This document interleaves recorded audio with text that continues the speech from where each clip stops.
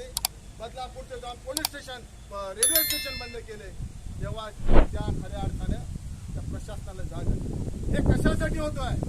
या फक्त ऑगस्ट महिन्यामध्ये, केवळ या फक्त ऑगस्ट महिन्यातच मी बोलतोय, या ऑगस्ट महिन्यामध्ये महाराष्ट्रामध्ये किमान 10 ठिकाणी लैंगिक अत्याचार झाल्याच्या घटना घडल्या महाराष्ट्रात.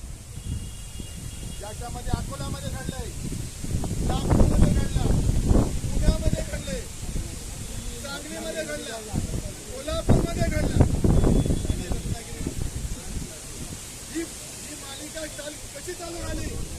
जर प्रशासन एवढा जर सक्षम आहे, प्रशासन जर एवढा कार्यरत आहे, तर मग ही घटना घडतात कशा? जर एखाद्याला त्याच पद्धतीचं जर उत्तर दिलं गेलं तर दुसऱ्याची हिंमत होणार नाही. आणि त्याच्यासाठी जाग आणण्यासाठी तुम्हा आम्हाला सगळ्याला एकत्र आल्याशिवाय, आपला हक्काचा न्याय मागल्याशिवाय, आपल्याला हक्काची मागणी केल्याशिवाय प्रशासनाला देखील जाग येणार नाही. आणि म्हणून आपल्याला आपल्या भावना विवश न होता कुठल्याही भागामध्ये कुठलाही आपण कार्य करत असताना आपला सोयामाने आपण काम केलं पाहिजे, याची सगळ्या मुस्लिम समाजाने जाणीव ठेवली. आपल्या धर्माने आपल्याला शिकवून दिलेली नाहीये. मग आयशा रझियल्लाहु ताला अन्हाच्या विरोधात बोललं गेलं. 1 कोटीहून अधिक लोक धर्मांतर झाले, हे सांगितलं गेलं.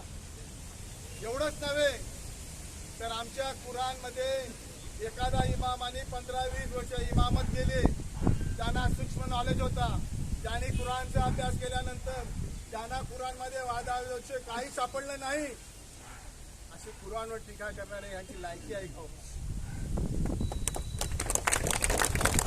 कशाबद्दल यांनी आमच्या विरोधात बोलण्याचा चंग बांधलेला आहे? तर यांच्या पायाखालची बाजू गेली.